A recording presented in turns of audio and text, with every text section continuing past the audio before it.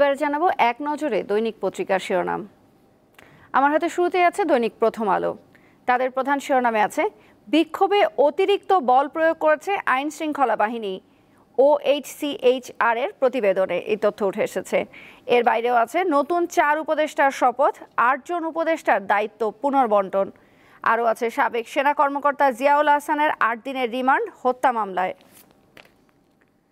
দৈনিক সমকালের প্রধান শিরোনামে আছে গোপন বন্দিশালায় 88 দিন চোখ বেঁধে নির্যাতন, ভুক্তভোগীরা জানালেন ভয়ঙ্কর দিনগুলোর কথা। আর আছে ছাত্র আন্দোলনে দেশে নিহত অন্তত 650, জাতিসংঘ মানবাধিকার কমিশনের প্রতিবেদন। আরও আছে মোদির সঙ্গে ফোন আলাপে ইউনূস, হিন্দুদের নিরাপত্তা নিশ্চিত করার আশ্বাস।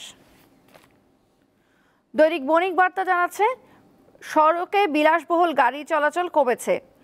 আরও আছে জেল খেটে খালেদা জিয়াই জিতলেন, পালিয়ে দেশকে বিপদে ফেললেন শেখ হাসিনা। এটি একটি অনুসন্ধানী প্রতিবেদন করেছে তারা। দৈনিক ইত্তেফাকের প্রধান শিরোনামে আছে নির্বাচন ব্যবস্থার সংকটের কারিগর খায়রুল হক, সংক্ষিপ্ত রায় জালিয়াতি করে উল্টে দিয়েছিলেন পূর্ণাঙ্গ রায়ে। আর আছে অন্তর্বর্তী সরকারে আরও 4 উপদেষ্টা, শাখাওয়াতকে বস্ত্রে দিয়ে জাহাঙ্গীরের হাতে স্বরাষ্ট্র। এরপর আছে ফোন আলাপ, বাংলাদেশের হিন্দুদের সুরক্ষার আশ্বাস প্রধান উপদেষ্টার, ইউনূসের নেতৃত্ব জনগণের জন্য কল্যাণ বয়ে আনবে বলেছেন নরেন্দ্র মোদী। দৈনিক আজকের পত্রিকার প্রধান শিরোনামে আমরা দেখতে পাচ্ছি লুটপাটের প্রকল্প রামপুরা ডেমরা এক্সপ্রেসওয়ে, 1 কিলোমিটারে খরচ 244 কোটি। আরও আছে 9 দিনের মাথায় উপদেষ্টাদের দায়িত্ব বদল। আর আছে অতিরিক্ত বল প্রয়োগের প্রমাণ, নিহত 650, OHCHR এর প্রতিবেদন। দৈনিক কালের কণ্ঠের প্রধান শিরোনামে আমরা দেখতে পাচ্ছি ছাত্র আন্দোলনে সংঘাতে নিহত 650, জাতিসংঘের মানবাধিকার দপ্তরের প্রতিবেদন। এর বাইরেও আছে শপথ নিলেন নতুন 4 উপদেষ্টা, 8 জনের দায়িত্ব পুনর্বন্টন। আরেকটি প্রতিবেদন আছে শেখ হাসিনা কাদের সহ 101 জনের বিরুদ্ধে হত্যা মামলা।